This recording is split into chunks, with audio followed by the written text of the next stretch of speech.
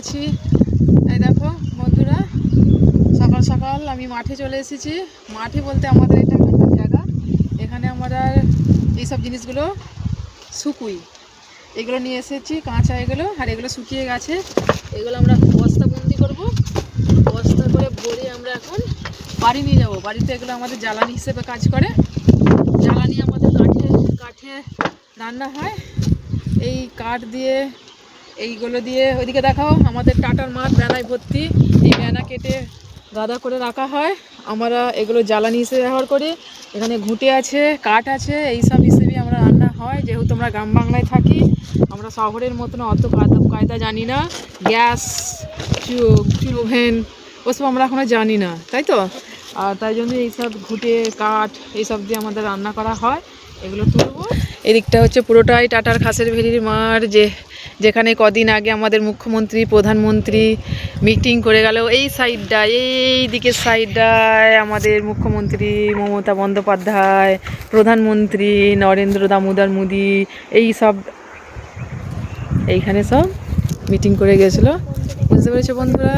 Hello, শশার মাঠে চলে এসেছি, দেখতে পেয়েছো। আর এদিকটায় পুরোটাই শশা লাগানো হয়েছে। তোমাদের আগের ব্লগে বা ভিডিও দেখিয়েছি আমাদের শশা ক্ষেতটা কেমন।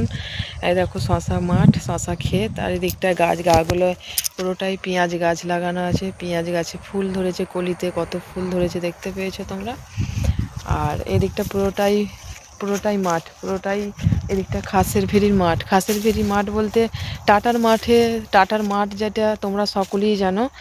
খাসের ভেড়ি টাটার মাঠ, এটা আমাদের পুরোটাই মাঠ। এদিক থেকে হাই রোডের গাড়ি যাচ্ছে, গাড়ি ঘোড়া পাস হচ্ছে।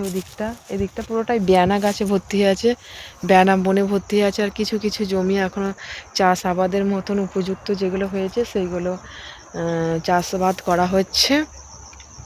আর এদিকটা এই মাঠটায় আমাদের শশা লাগানো হয়েছে। আর এদিকটায় পেঁয়াজ গাছ লাগানো হয়েছে। পেঁয়াজ গাছগুলো দেখো, ওদিকে দূরে কলা গাছ আছে, লেবু গাছ আছে, ওই সাইডটায় আলু গাছ দেওয়া আছে। আর অবশ্যই যারা এরকম নতুনত্ব ভিডিও দেখতে চাও, তারা অবশ্যই আমাকে ফলো করবে, লাইক করবে। আর এরকম নতুনত্ব মাঠের চাষবাসের ভিডিও দেখতে চাও, তাহলে আমার পেজটাকে অবশ্যই ফলো করে রাখবে। আর মাঠের এই রকমের নতুনত্ব ভিডিও আসবে এই চ্যানেলে। কিছু ব্লগ আসবে, কিছু শর্ট ভিডিও আসবে। তোমরা যদি দেখতে চাও, আগ্রহী হও, তাহলে অবশ্যই আমার এই পেজটাকে ফলো করে রাখবে। আর যারা আমার ইউটিউব থেকে এই চ্যানেলটিকে দেখছো, তাহলে অবশ্যই একটু ভালোবাসা দেবে, পাশে থাকবে। তাহলে নতুনত্ব ভিডিও তৈরি করতে আমারও ভালো লাগবে।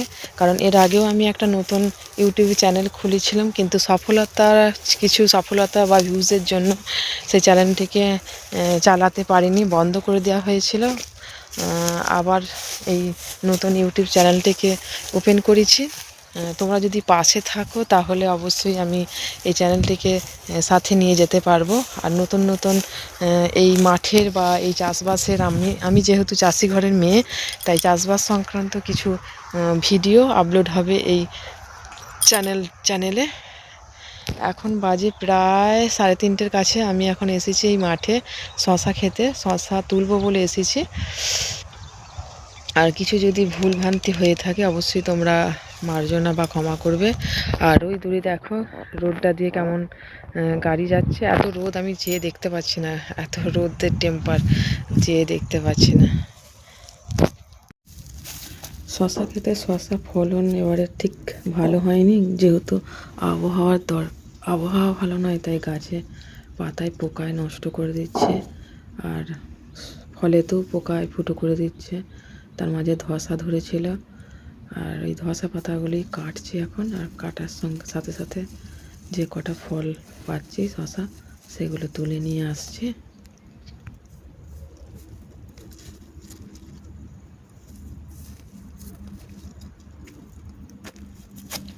বাবা বন্ধুরা, ভালো হয়ে গেছি। পাতাগুলো নষ্ট হয়ে গেছে, গাছের পাতাগুলো নষ্ট হয়ে গেছে, তার জন্য ফল ঠিক দাঁড়াচ্ছে না। আর ফুল পোকায় ফুটো করে দিচ্ছে শশাগুলো। পাতাগুলো কাটতে এসেছি, আর তার সঙ্গে শশাগুলো তুলেছি। আর এদিকটা বাকি আছে, চলো তোলা যাক, দেখা যাক কতগুলো শশা পাওয়া যায়। আর একটা ব্যাগ নিয়ে এসেছি সাথে করে, ব্যাগে ভরে রাখবো। রোদ প্রচুর বন্ধু, প্রচুর রোদ আছে, তো করতে হবে। চলো কতগুলো। আর এই শশাগুলো হয়েছে বন্ধুরা, যেগুলো তুলে আনলাম এতক্ষণে। আর আজকের মতন এখানেই শেষ করছি।